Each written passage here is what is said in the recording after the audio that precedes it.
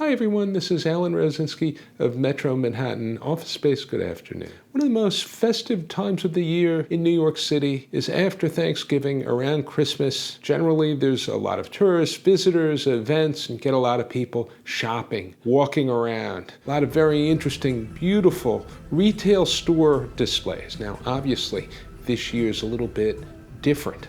But the retail displays are still out there. Some of these are absolutely gorgeous. Among the nicest in New York City are the displays by Bloomingdales and Macy's, which are owned by the same parent company. Macy's now owns Bloomingdales. But I mean, generally, and even now, it's a pleasure to walk around because these displays are so elaborate. They're so cheerful. Sometimes you have the opportunity this time of the year, early December, to watch the displays being assembled. You go walking around 8 or 9 o'clock at night. You have professionals in the windows putting together these displays.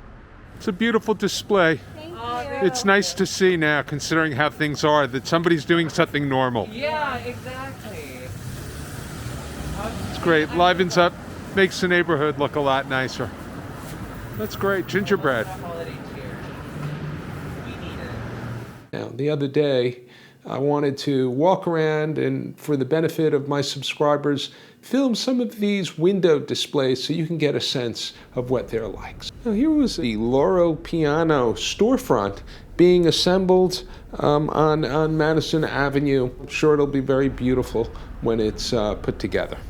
Now, this year's is a giant illuminated toy display right across the street from the Apple Store on 59th Street and 5th Avenue.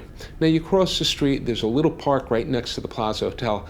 Very beautifully done, lighting all over the place, absolutely gorgeous. You go walking a little bit further west and you see the Plaza Hotel, which is sad this time of the year. It's shuttered, it's closed, but maybe this time next year there'll be plenty of tourists back in New York City and it'll be a more festive Christmas season. One particularly beautiful display is the one in front of Christian Dior on 57th Street. This is absolutely gorgeous. If you happen to find yourself in New York City, I would recommend visiting this display.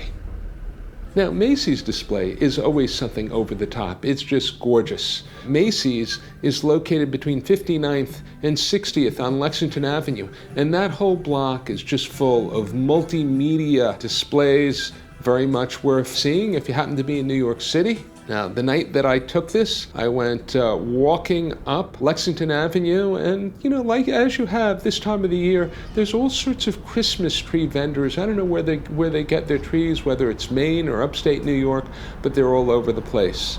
And I mean, it does kind of add a certain cheer, something very nice to the season this time of the year.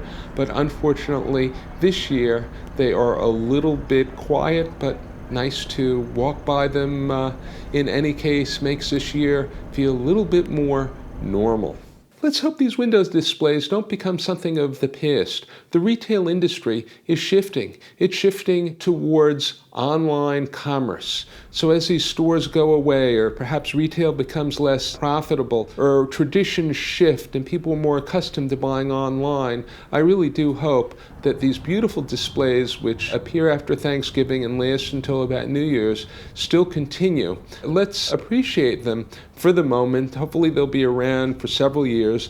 The more luxury brands, I think, are still going to always need a physical presence. So these displays will hopefully continue into the indefinite future. But as we all know, retail is changing. I think my belief is that in the future, there's going to be more office uses in the ground floor space, medical uses, maybe distribution centers. So there'll be fewer window displays for us to appreciate moving forward. But the very nicest ones, the most luxurious ones, and the high-end retailers will be with us for the long term, or at least let's hope so.